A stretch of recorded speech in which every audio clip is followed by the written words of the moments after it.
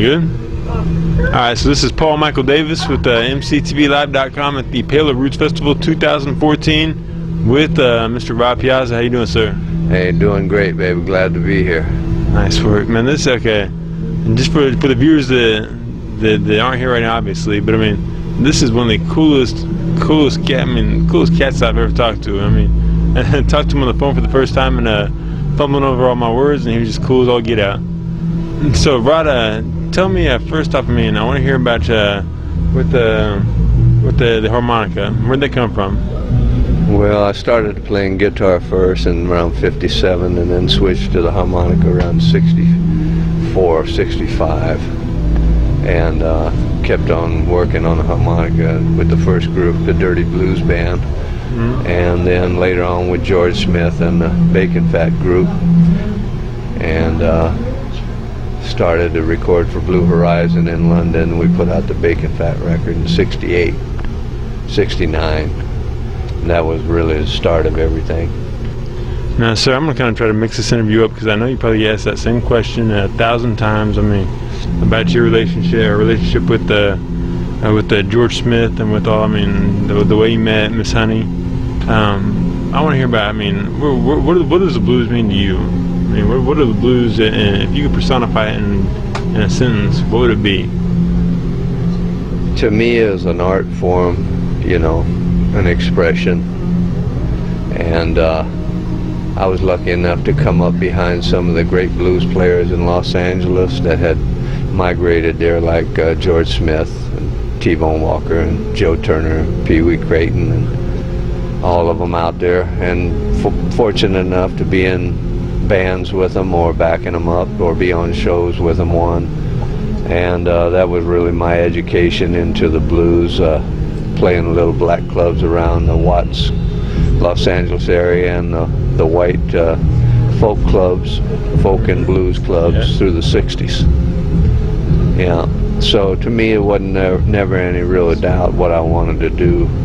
Is it more of a lifestyle, or I mean, as far as blues, is it a lifestyle? Is it a figment of a person's imagination, or I mean, where does it come from? Well, I can't speak for everybody. I can only talk about myself, and that is just a form of music that I fell in love with, and the cats that I admired, and that's what I wanted to do. And I always wanted to play a music that moved people, and the blues was the idiom that I chose. So, okay, talking about George Smith, I mean, one of the greats. Kim Wilson says it like this.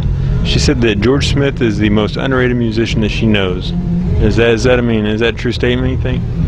Maybe amongst the general public, but certainly not amongst harmonica players. I don't think there's a professional harmonica player in the blues field that wouldn't tell you that he owes something to George Smith. I was just fortunate to be a kid, 18, 19 years old, and team up with George and have a band together and tour and stay together and have a lot of fun together. So I saw a lot of them come after me, and they all got a little bit from George Smith, yeah.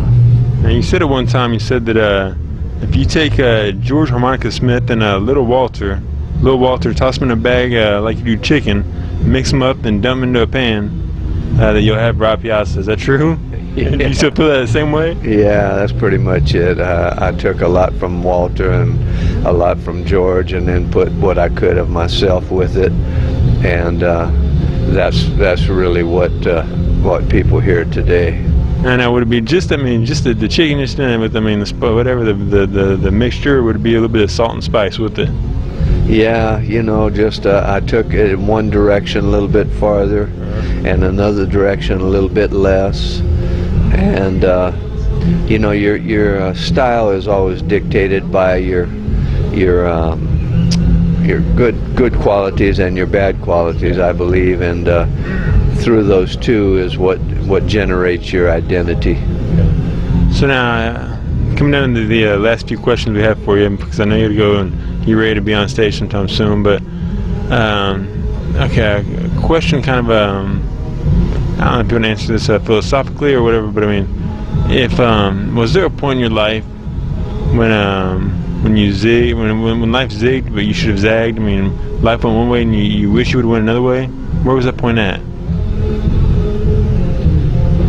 I think the only place where I really caught it hard was in about 1975. I wound up in the hospital with an operation, and Muddy Waters called George Smith and asked him would Rod come and work with him. So I missed that opportunity to join Muddy's band. That was unfortunate. That would probably be the only one that I really regret that I didn't get a chance to do. Really? That's I've never heard that. Yeah. Wow. Alright, so if there's well, I guess I'll say it like this, and then we'll have if you don't mind, we'll have Miss Honey come on and talk to her for a little bit. Okay. Now, what is one thing that nobody knows about you? I mean, nobody in the, well, except for Miss Honey, because I'm sure she knows a lot about you. But I mean, one thing that nobody knows about you. Oh man, well, I don't know if I'm an open book or if I'm not, but pretty much what you see on the bandstand is what I'm really about. You know, I'm like everybody else. I have other things that I do in my off time, but music really was the center of my universe. Always was and always would be. You know, I don't know if I got any hidden traits that somebody's dying to know about. I just thought I'd try. Come on. Now, one last thing I always ask all the people I interview. I've got 4 kids: Rocco, Jude, Ollie, and Heights. And I was wondering if you'd do me a favor and look at them on the TV and the screen and give them some advice. Well, just listen to somebody that's already been there. Are they gonna steer you the right way? That's so cool. I like this guy. Rod, you might well pull Honey on a little bit, and we'll go from there. Oh yeah.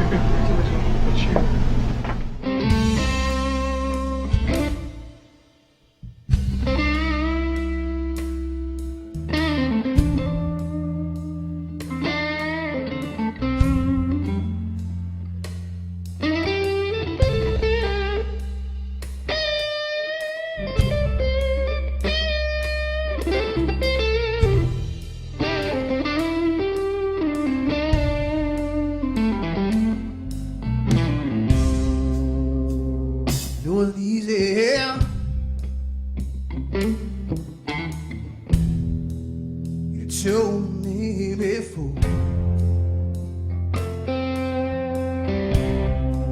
so tiptoe around in the shed and by to